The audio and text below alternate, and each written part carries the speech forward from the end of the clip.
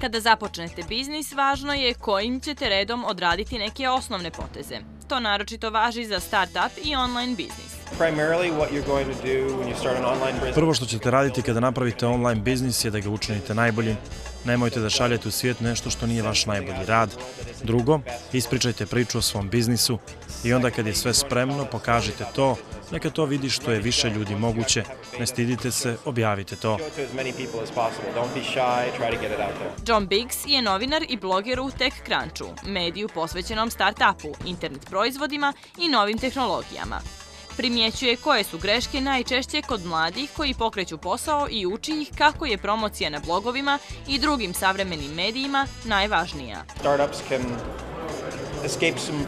Startup bi trebalo da izbjegne crne rupe u koje se nekad mogu zaglaviti. Ne govorimo o mjestu dakle kreću, već o mentalitetu kad pokušavate da postanete uspješni, a niko ne obraća pažnju na vašu ideju.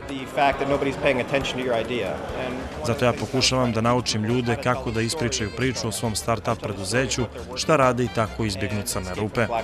Da biste privukli čitaoce ili druge medije na svoj blog i zainteresovali ih za vaš start-up, trebalo bi da se držite najjednostavnijih formula.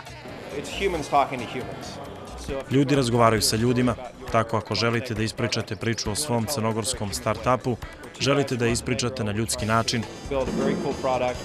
Mi smo dva momka iz Crne Gore, pokušavamo da napravimo dobar proizvod i želimo da vam ispričamo o tome.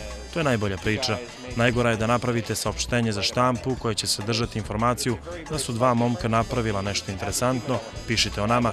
Interesantno je kad dodate taj ljudski aspekt, dodajte odakle ste, da radite samo još sa jednim kolegom, da pokušavate da riješite neki problem zajedno, to je važno za start-up.